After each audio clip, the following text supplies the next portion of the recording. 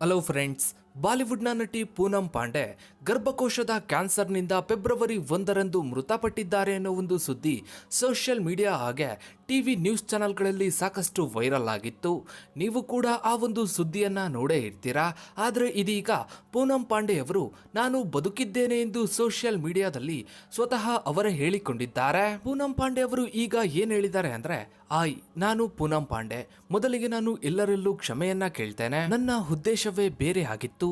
ಗರ್ಭಕಂಠದ ಕ್ಯಾನ್ಸರ್ನ ಬಗ್ಗೆ ಜಾಗೃತಿಯನ್ನ ಮೂಡಿಸಲು ನಾನು ನನ್ನ ಸಾವಿನ ಸುಳ್ಳು ಸುದ್ದಿಯನ್ನ ಹಬ್ಬಿಸಬೇಕಾಯಿತು. ಇದರಿಂದ ಎಲ್ಲರಿಗೂ ನೋವಾಗಿದೆ. ನಾನು ಬದುಕಿದ್ದೇನೆ.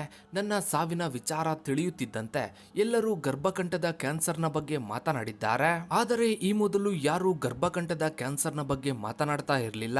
ನನ್ನ ಸಾವಿನ ಸುದ್ದಿಯ ಮೂಲಕವಾಗಿ ನಾನು ಏನು ಹಬ್ಬಿಸಬೇಕು ಅಂದುಕೊಂಡಿದ್ದೆನೋ ಅದು ನೆರವೇರಿದೆ. ಆದರೆ ಈ ವಿಚಾರವಾಗಿ ನನಗೆ ಹೆಮ್ಮೆ ಇದೆ ಎಂದು ಪೂನಂ ಪಾಂಡೆ ಹೇಳಿರುವ ವಿಡಿಯೋ ಸೋಷಿಯಲ್ ಮೀಡಿಯಾದಲ್ಲಿ ಇದೀಗ ಸಾಕಷ್ಟು ವೈರಲ್ ಆಗ್ತಾ ಇದೆ. ಇನ್ಸ್ಟಾಗ್ರಾಮ್ ನಲ್ಲೂ ಕೂಡ ಪೂನಂ ಪಾಂಡೆ ಅವರು ಸ್ಪಷ್ಟನೆಯನ್ನ ನೀಡಿದ್ದಾರೆ. ನಾನು ಇಂದು ನಿಮ್ಮೆಲ್ಲರೊಂದಿಗೆ ಮಹತ್ವದ ವಿಷಯವನ್ನ ಹಂಚಿಕೊಳ್ಳಲು ಬಯಸಿದ್ದು, ನಾನು ಜೀವಂತವಾಗಿದ್ದೇನೆ. ಗರ್ಭಕಂಠದ ಕ್ಯಾನ್ಸರ್ನಿಂದ ನಾನು ಬಳಲುತ್ತಿಲ್ಲ.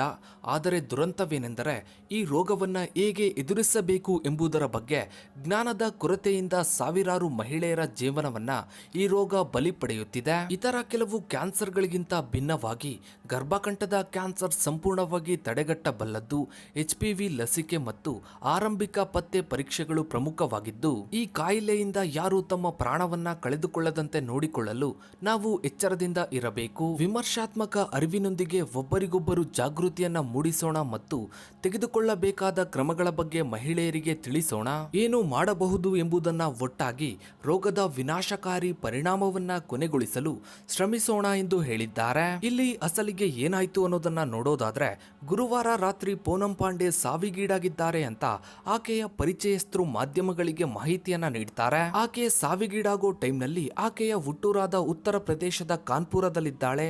ಆಕೆಯ ಅಂತ್ಯಕ್ರಿಯೆಯ ವಿವರಗಳನ್ನ ನಾವು ನಿಮ್ಮೊಂದಿಗೆ ಹಂಚಿಕೊಳ್ತೀವಿ ಅಂತ ಮಾಹಿತಿಯನ್ನ ನೀಡಿರ್ತಾರೆ. ಇಲ್ಲಿಂದ ಈ ಒಂದು ಸುದ್ದಿ ಸೋಷಿಯಲ್ ಮೀಡಿಯಾ ಸೇರಿದಂತೆ ಟಿವಿ ನ್ಯೂಸ್ ಚಾನೆಲ್ಗಳಲ್ಲೂ ಕೂಡ ಸಾಕಷ್ಟು ಸುದ್ದಿ ಆಗುತ್ತೆ.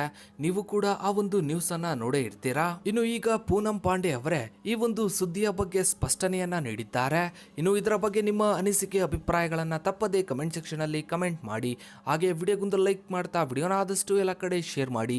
ಇದೇ ರೀತಿಯ ಮಾಹಿತಿಗಳಿಗಾಗಿ ತಪ್ಪದೇ ನಮ್ಮ ಚಾನಲ್ ಅನ್ನ ಸಬ್ಸ್ಕ್ರೈಬ್ ಮಾಡ್ಕೊಳ್ಳಿ. ಹಾಗೆ ಪಕ್ಕದಲ್ಲಿ ಕಾಣೋ ಬೆಲ್ ಐಕಾನ್ ಕೂಡ ಕ್ಲಿಕ್ ಮಾಡಿ. Thanks for watching.